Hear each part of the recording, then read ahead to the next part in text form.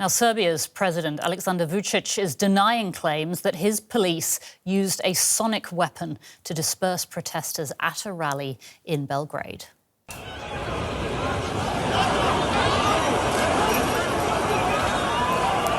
Footage of the alleged incident has been circulating on social media. Witnesses report hearing a sudden, piercing noise, causing crowds to scatter in panic. Opposition groups and activists claim it originated from a sonic weapon. DW is unable to verify those claims.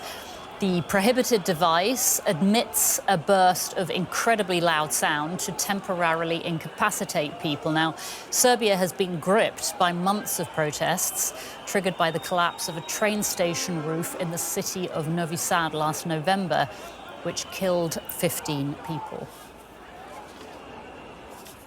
Now, Pedro Oliveira works on sound studies and he's done research on the use of so-called sonic weapons, and we can speak to him now. Welcome to DW, Pedro. You've seen the video of the protests in Serbia. Do you think that a long-range acoustic device has been used in this instance?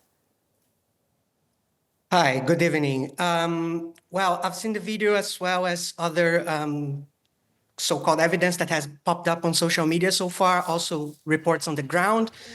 And I mean, I cannot say for sure that a long-range acoustic device was used. What I can say for sure is that in some degree, sound is being used as a weapon to cause havoc and panic into this crowd, which in itself, regardless of whether or not it is a long-range acoustic device or any other sort of sonic weapon that emits a high-pitched sound or a low-pitched sound or whatever it is in itself cause of concern, for sure. Tell us a little bit more about how a weapon like this actually works. So you said a high-pitched sound.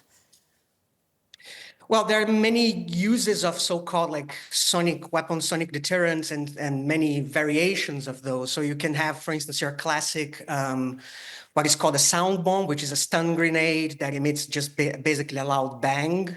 You can also have sonic booms, which are caused by airplanes flying, crossing over the sound barrier.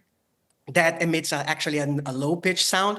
But the most common one, or the most used one, the ones that has the most kind of lore into it, is the long-range acoustic device, which is basically a series of highly focused acoustic beams that can emit not only loud sounds to use to kind of direct speech, but also has the so-called warning tone, which is around the range of 2,500 to 3,000 hertz, which is really the threshold of pain, and emits that in a loudness of 130 up to 160 decibels at close range. So what happens to people who've been exposed to a sonic weapons? I mean, you said pain.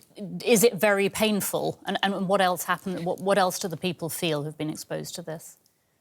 The reports are varied. It causes like from nausea to temporary hearing loss up to eardrum rupture.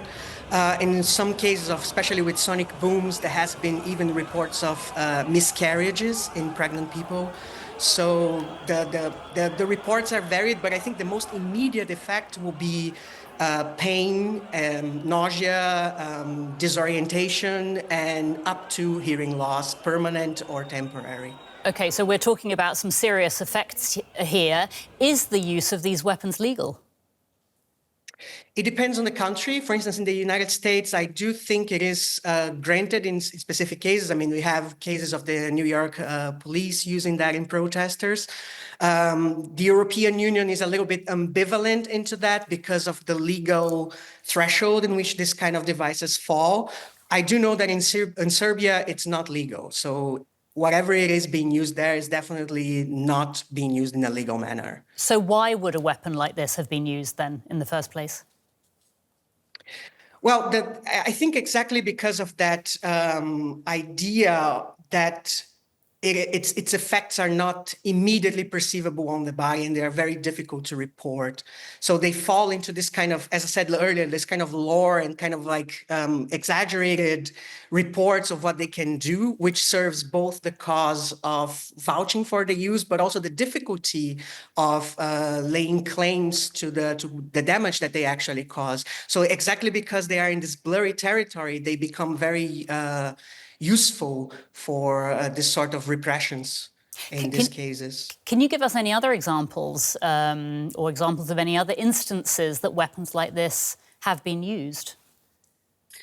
I think the most recent example that I can give is the constant use of sonic booms by the Israeli army and Palestinians and Lebanese people.